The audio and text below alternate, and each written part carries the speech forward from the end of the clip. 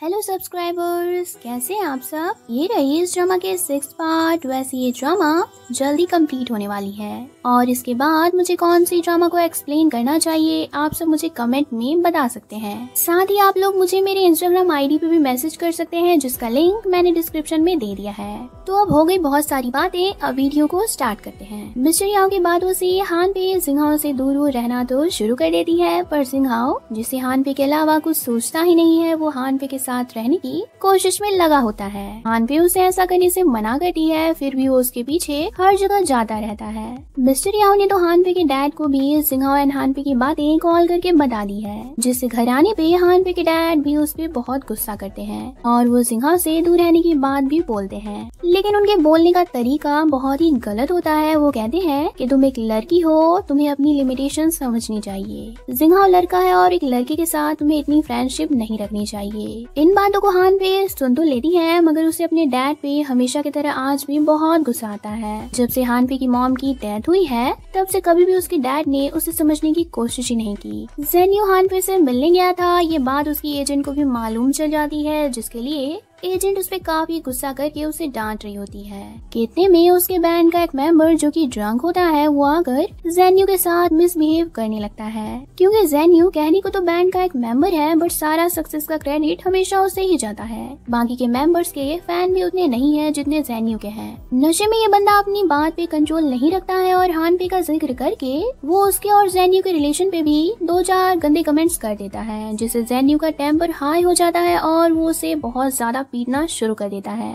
इधर हानपे बार बार जिंगहाओ को दूर रहने को कहती है ताकि टीचर्स उन्हें एक साथ ना देख लें, बट जिंगहाओ इतना बेशरम होता है कि वो हर जगह उसे फॉलो करते करते पहुंच जाता है। लास्टली हानपे उसे काफी कड़वी बातें भी सुना देती है कि प्लीज मुझे शांति से पढ़ने दो, तुम्हारी वजह से मैं स्टडी पे भी ध्यान नहीं दे पा रही हूँ। पर ये सब सुनने के बाद भी जिंगहाओ को कोई फर्क नहीं पड़ता है। हानपे ने उसे कॉल मैसेजेस करने से मना किया था तो जिंगहाओ से बात करने के लिए उसके घर के नीचे पहुँच जाता है। हानपे को भी जिंगहाओ से ना बात करके बहुत बुरा लग रहा होता है। वो सोचती है कि जब मैंने कुछ गलत किया ही नहीं है, मेरे और जिंगहाओ के बीच में कुछ ऐसा वैसा है भी नहीं, फिर मैं उससे क्यों दूर रहूं।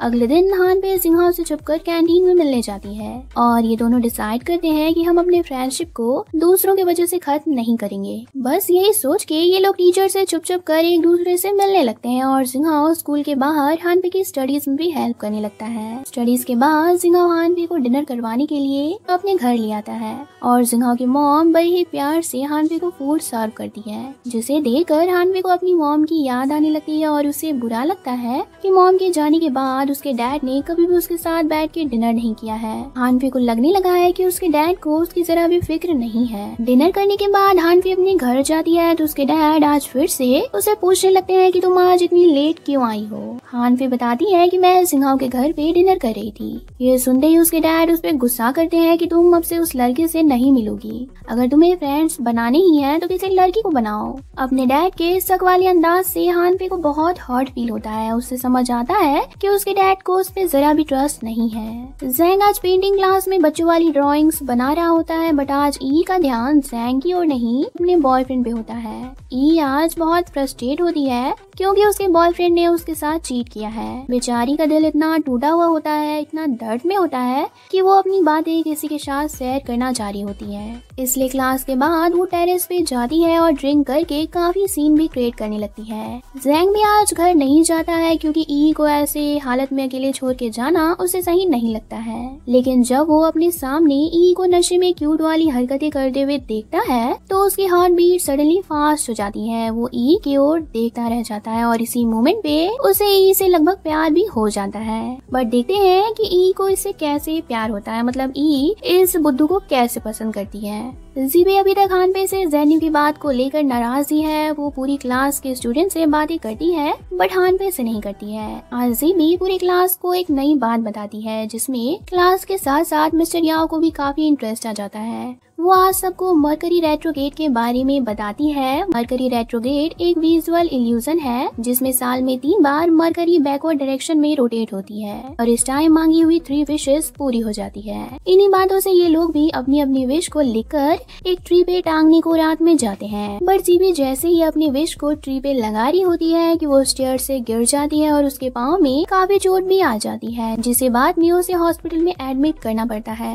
अब आधी रात में जिंगहो इस ट्री के पास दोबारा से आता है और हानवी ने अपने विश में क्या लिखा है वो देखता है। हानवी की पहली विश होती है कि ननन जल्दी से कोमा से बाहर आ जाए। उसकी सेकंड विश कि जीबी और उसकी फ्रेंडशिप पहले जैसी हो जाए। तीसरी विश में उसने लिखा था कि मैं अपने डैड के साथ डिनर करना चाहती हूँ। थर्ड विश बहुत ही नॉर्मल थी बट हानवी के लिए बहुत इंपॉर्टेंट है, क्योंकि भले वो जताती नहीं है लेकिन वो अपने डैड से बहुत ही ज्यादा प्यार करती है। हानवी को ननन की बहुत याद आ रही होती है तो वो अगले दिन उसे देखने के लिए हॉस्पिटल चली जाती है। मगर इस बार भी ननन की मॉम हानवी को बहुत सुनाती है और कहने लगती है कि तुम्हारी वजह से आज मेरी बेटी का ये हाल हुआ है। दरअसल जिस दिन ननन की बॉडी जली थी उस दिन ननन के स्टमक में काफी पेन था एंड वो रेस्टोरेंट जाना नहीं चाहती थी। सिर्फ हानवी के लिए वो रेस्टोरेंट गई थी और उसके साथ वो हादसा हो गया था। अब ये भले ये कोइंसिडेंट हो बट ननन की मॉम के लिए तो हानवी ही गलत है। ननन के साथ जो भी हुआ उसके जिम्मेदार वो हानवी को ही मानती है। ननन की मॉम की बातों से हानवी को बहुत बुरा लगता है। वो काफी डिप्रेस्ड हो जाती है,